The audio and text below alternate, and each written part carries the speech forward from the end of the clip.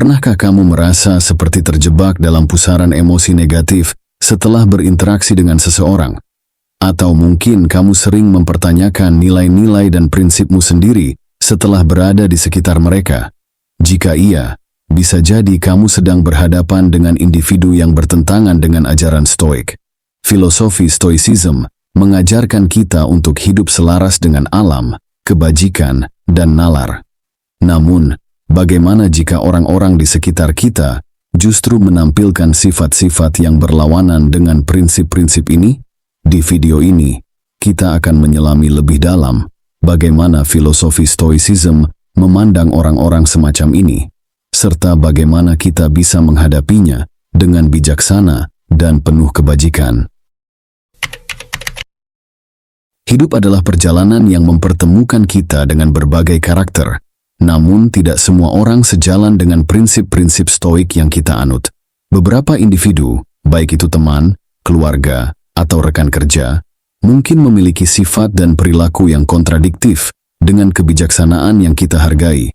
Meski kenyataan ini terasa pahit, kaum Stoik mengajarkan kita untuk menerimanya dengan lapang dada sebagai langkah awal menuju kebebasan dan ketenangan batin. Hari ini, kita akan membahas 5 tanda seseorang yang bertentangan dengan prinsip Stoik. Memahami tanda-tanda ini bukan hanya tentang menilai orang lain, tapi lebih kepada bagaimana kita bisa melindungi kedamaian batin kita dan menjalani kehidupan yang lebih bermakna. 5 tanda orang yang bertentangan dengan prinsip Stoik. 1. Terobsesi dengan penampilan luar dan validasi eksternal. Seorang Stoik sejati memahami bahwa nilai seseorang tidak terletak pada penampilan fisik atau pengakuan dari orang lain, melainkan pada karakter dan kebajikan batin. Seperti yang dikatakan oleh Epictetus, tidak ada kebaikan atau kejahatan kecuali dalam kehendak kita.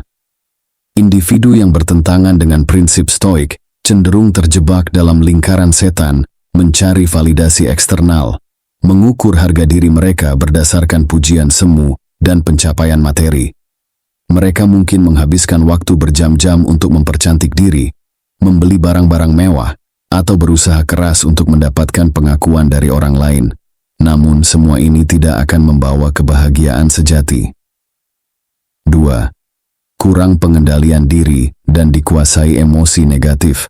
Kaum Stoik mengajarkan bahwa kebahagiaan sejati terletak pada kemampuan mengendalikan pikiran dan emosi kita sendiri.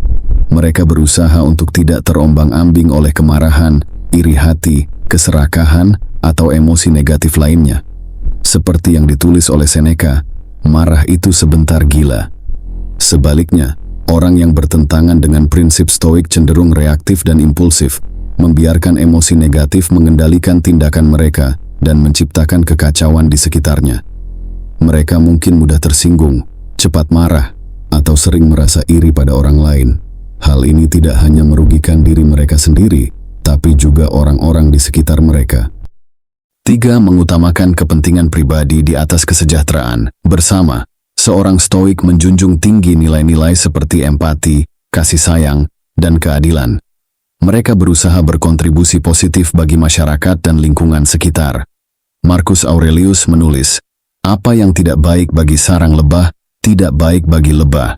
Namun, individu yang bertentangan dengan prinsip Stoik cenderung egois dan hanya mementingkan diri sendiri. Mereka mungkin mengeksploitasi orang lain, melanggar peraturan, atau mengabaikan kebutuhan orang lain demi memuaskan ambisi pribadi mereka. Perilaku seperti ini tidak hanya merugikan orang lain, tapi juga menggerogoti integritas dan karakter mereka sendiri. 4. Tidak mampu menerima kenyataan dan berusaha mengontrol segalanya.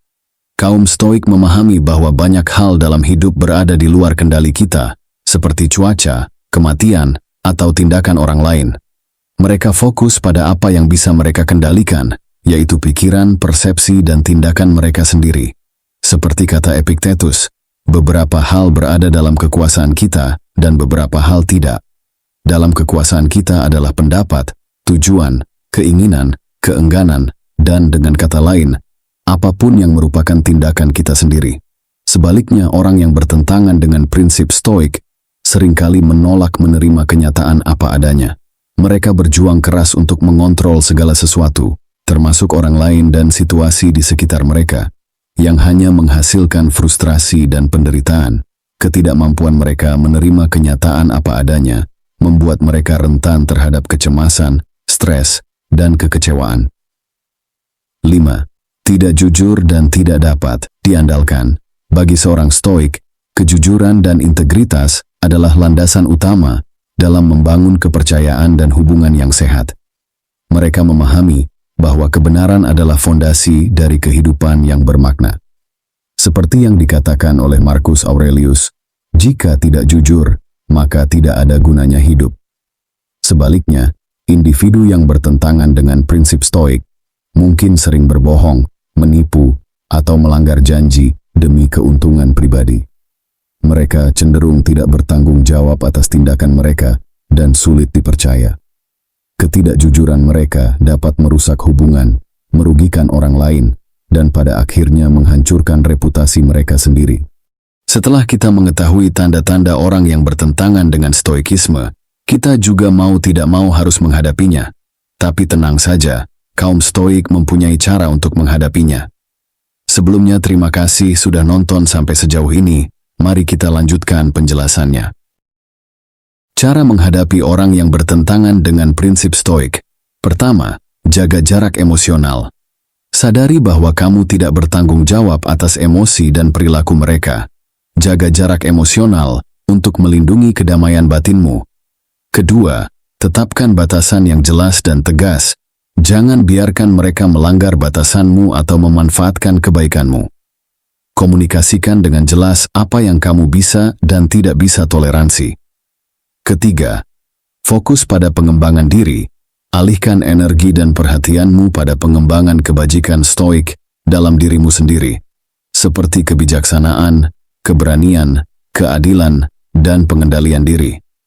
Keempat, praktikan empati dan kasih sayang. Meskipun mereka mungkin tidak membalas, tetaplah berpegang pada nilai-nilai luhurmu. Menunjukkan empati dan kasih sayang adalah bentuk kekuatan, bukan kelemahan. Terakhir, ingatlah bahwa kamu tidak bisa mengendalikan mereka, tapi kamu bisa mengendalikan dirimu sendiri. Fokuslah pada responmu sendiri terhadap perilaku mereka. Pilihlah untuk tetap tenang, bijaksana, dan berpegang teguh pada prinsip-prinsip stoik. Mari kita simpulkan, bagaimana kita dapat menerapkan pemahaman ini dalam kehidupan sehari-hari untuk mencapai eudaimonia atau kesejahteraan sejati. Kesimpulannya, dalam interaksi sosial, kita tidak dapat menghindari individu yang menunjukkan sifat dan perilaku yang tidak selaras dengan prinsip-prinsip stoicism. Namun, dengan memahami karakteristik tersebut, kita dapat membuat keputusan yang lebih bijaksana dalam memilih pergaulan, menjaga jarak dengan pengaruh negatif, dan memprioritaskan pengembangan diri. Kebahagiaan sejati, atau eudaimonia, bukanlah hasil dari validasi eksternal, melainkan berasal dari penerapan kebajikan dan hidup sesuai dengan nalar. Dengan mempraktikkan pengendalian diri, fokus pada hal-hal yang berada dalam kendali kita, dan menjunjung tinggi kejujuran serta integritas, kita dapat menciptakan kehidupan yang lebih tenang, bermakna dan sejahtera. Jika Anda merasa konten ini bermanfaat dalam memahami dinamika sosial dan pengembangan pribadi, silakan berikan dukungan Anda dengan menyukai dan membagikan video ini. Mari bersama-sama mengaplikasikan prinsip-prinsip stoicism dalam kehidupan sehari-hari untuk mencapai eudaimonia dan berkontribusi positif bagi masyarakat.